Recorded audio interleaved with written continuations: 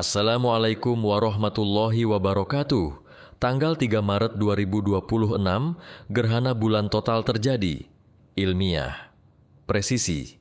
Bisa dihitung sampai detik, tapi di bawah langit yang sama.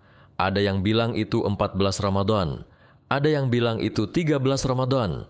Langitnya satu, bulannya satu, orbitnya satu. Kok tanggalnya bisa beda? Allah berfirman dalam surat Ar-Rahman ayat 5. Asy-syamsu wal qamaru bihusban. Matahari dan bulan beredar dengan perhitungan, bukan dengan kira-kira, bukan dengan feeling, bukan dengan opini, dengan perhitungan. Dan di surat Yasin ayat 39, Allah juga berfirman, dan telah kami tetapkan bagi bulan manzilah-manzilahnya. Manzilah itu posisi-posisi tetap. Bulan tidak bergerak sembarangan, punya ukuran, punya presisi, tahapan-tahapan yang terukur, orbit yang tunduk pada hukum. Allah sudah menetapkan hukum yang presisi. Kalau Allah bilang ada perhitungan, kenapa kita alergi dengan menghitung? Mari kita lihat faktanya. Siklus bulan sinodik rata-rata 29,53 hari. Purnama terjadi sekitar hari ke-14,7. Gerhana bulan total hanya bisa terjadi saat purnama. Itu bukan opini, itu hukum orbit. Pada 17 Februari 2026, pukul 19.01, waktu Indonesia Barat terjadi ijtimak. Itu hari ke-0. 14 hari kemudian, yaitu 3 Maret 2026, pukul 18.33, waktu Indonesia Barat, gerhana bulan total terjadi, tepat di tengah bulan Ramadan. Bagi Muhammadiyah, itu 14 Ramadan, tapi bagi yang lain, itu 13 Ramadan.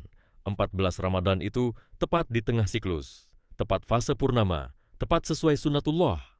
Terlihat jelas sekarang saat gerhana bulan total, tanggal 3 Maret 2026. Muhammadiyah, 14 Ramadan, Nahdlatul Ulama, 13 Ramadan.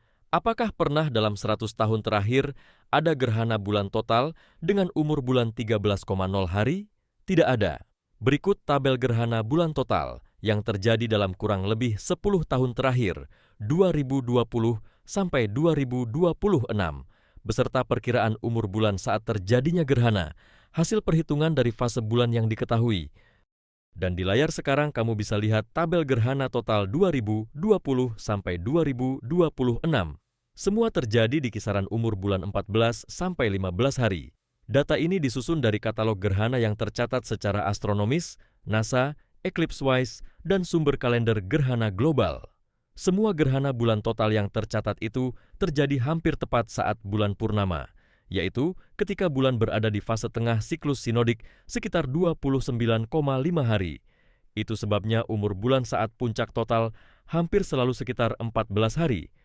Kadang 14,0 sampai 14,8 tergantung waktu puncak dan zona waktu. Gerhana tidak terjadi setiap purnama karena syarat lainnya. Bulan harus berada dekat titik simpul orbitnya agar bayangan bumi benar-benar menutupi bulan. Tidak ada gerhana total di umur 13,0 hari penuh. Kenapa? Karena belum purnama. Orbit tidak bisa dipaksa oleh sidang isbat. Berikut adalah sumber-sumber ilmiah yang eksplisit menyebut umur bulan untuk full moon, kira-kira 14,77 hari. Umur bulan saat gerhana total biasanya berada di kisaran sekitar 14,0 sampai 15,5 hari. Artinya bisa 14,1 hari atau 14,7 hari atau bisa juga 15,3 hari. Masih sangat normal, tetapi jika benar-benar hanya 13,0 hari penuh, misalnya 13,0 tepat, itu hampir pasti bukan gerhana total, karena belum mencapai konfigurasi purnama. Artinya apa? Artinya, tanggal 1 Ramadan ada di tanggal 18 Februari 2026. Sekarang kita bicara sistem.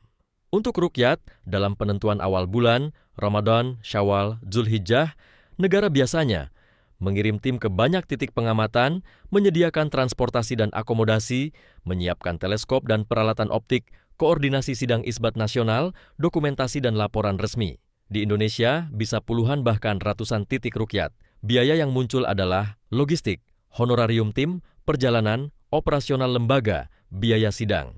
dan hal ini berulang setiap tahun. Sedangkan untuk hisab modern memerlukan software astronomi, data efemeris, ahli falak. Perhitungan presisi sampai detik bisa dihitung puluhan tahun sekaligus. Tidak perlu tim lapangan banyak, tidak tergantung cuaca. Biaya operasional relatif kecil setelah sistem mapan. Investasi awal ada, tetapi biaya tahunan sangat rendah. Pertanyaannya sederhana. Kalau orbit bisa dihitung, kalau gerhana bisa diprediksi 200 tahun sebelumnya, kalau new moon bisa dihitung sampai detik, mengapa kita masih memperlakukan kalender seolah-olah misteri? Pertanyaannya bukan mana sunnah. Pertanyaannya, mana yang lebih membaca sunnatullah? Kita tidak bisa memastikan apa yang akan dilakukan Nabi Muhammad SAW jika hidup di zaman sekarang. Tetapi kita bisa menilai berdasarkan pola kepemimpinan dan prinsip syariat yang beliau ajarkan. Beliau mengatur zakat secara terstruktur, mengirim delegasi secukupnya, tidak membuat beban tambahan tanpa alasan. Beliau tidak suka pemborosan. Beliau tidak suka kerumitan tanpa maslahat. Beliau memilih yang lebih mudah selama bukan dosa. Ironisnya, kita percaya stellarium untuk tahu jam gerhana. Kita percaya aplikasi untuk tahu waktu salat. Kita percaya global positioning system untuk arah kiblat, untuk percaya rute lari kita. Tapi untuk menentukan awal bulan, tiba-tiba semua berubah. Padahal bulan tidak berubah karena keputusan manusia. Bulan tidak menunggu hasil sidang. Dia tetap berada di hari 14 saat gerhana. Saat kamu melihat gerhana bulan total 3 Maret 2026, fenomena yang sangat presisi. Tanyakan pada dirimu, hari keberapa Ramadan menurutmu? Kalau purnama rata-rata di 14,7, kalau semua gerhana total terjadi di kisaran itu, apakah itu hari ke-13 atau hari ke-14?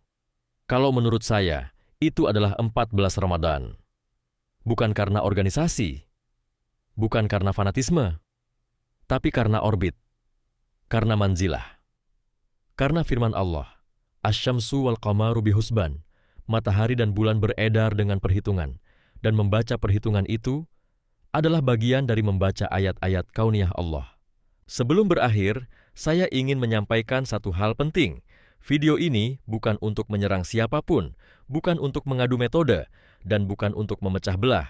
Video ini mengajak kita membuka wawasan, mengajak kita berpikir lebih dalam, karena perbedaan bukan musuh. Yang berbahaya adalah fanatisme tanpa pemahaman. Karena seringkali yang kita butuhkan bukan sekadar perdebatan, tapi pemahaman. Bukan sekadar pembelaan, tapi kepastian. Kalau langit berjalan dengan presisi, apakah kita mau berjalan dengan emosi? Kalau Allah menyebut bulan memiliki manzilah-manzilah yang terukur, apakah kita cukup puas dengan jawaban yang setengah-setengah? Di sini, kita tidak sedang memilih kubu. Kita sedang mencari kejelasan. Semoga kita termasuk golongan ulil albab, yang tidak hanya melihat, tapi merenung dan melihat tanda-tanda Allah dengan hati yang jernih. Kalau ada kekurangan dalam penyampaian, itu dari saya. Kalau ada kebenaran, itu dari Allah. Silakan tulis komentar Anda di bawah, di kolom komentar. Like jika suka, follow dan nyalakan lonceng untuk mendapatkan notifikasi konten selanjutnya.